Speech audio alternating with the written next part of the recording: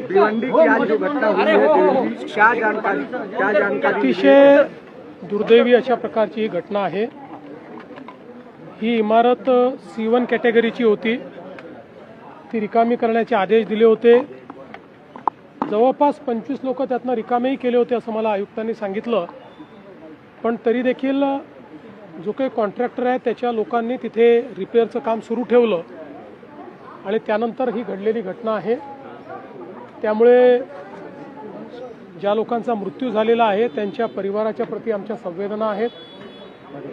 काही लोक जखमी आहेत, जे त्या ठिकाणी दुर्दैवाने मृत्युमुखी पडले, त्यांना शासनाच्या वतीने त्यांच्या परिवाराला आम्ही मदत करणार आहोत।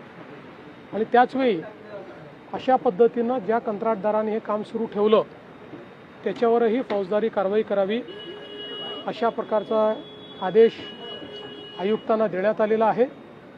आणि अशा पद्धतीनं C1 कॅटेगरीच्या ज्या बिल्डिंग्स आहेत तिथे जे लोक बाहेर निघत नाहीत त्यांना कसं बाहेर काढता येईल याकरता सक्तीचा प्रयत्न करावा असेही निर्देश देण्यात आले।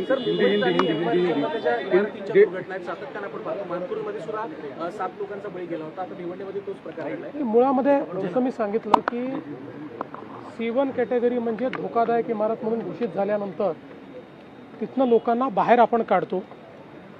काही लोक दुर्दैवाने निघत नाही।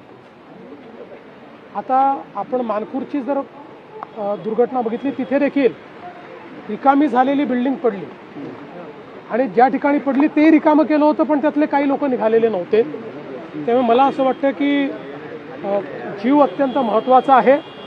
अशा पद्धतीमध्ये आपला जीव वाचवणं हे गरजेचं असल्यामुळे सक्ती जरी करावी लागली तरी ती केली पाहिजे। अर्थात त्या संदर्भात न्यायालयाचे काही निर्देश असल्यामुळे एका लेवलपेक्षा जास्त सक्ती करता येत नाही, पण तरी देखील हा प्रयत्न असतो की सक्ती करून लोकांना बाहर काढ़ा। जो भिवंडी में घटना घटी है, ये जो बिल्डिंग थी इसको डायलैपिलेटेड घोषित किया गया था। 25 लोगों को उसमें से बाहर भी निकाला गया था, फिर भी उसके कॉन्ट्रैक्टर ने रिपेयर का काम शुरू रखा। कुछ लोग वहाँ रुके और उसमें ये दुर्घटना हुई है। जिन लोगों का मृत्यु हुआ है उनके परिवार के प्रति हमारी संवेदना है। सरकार उनको मदद करेगी। जख्मियों को भी हॉस्पिटल में एडमिट किया गया है और जिस प्रकार से कॉरपोरेशन के नोटिस के बावजूद ये कॉन्ट्रैक्टर ने काम शुरू रखा, उनके ऊपर भी कार्रवाई की जाए।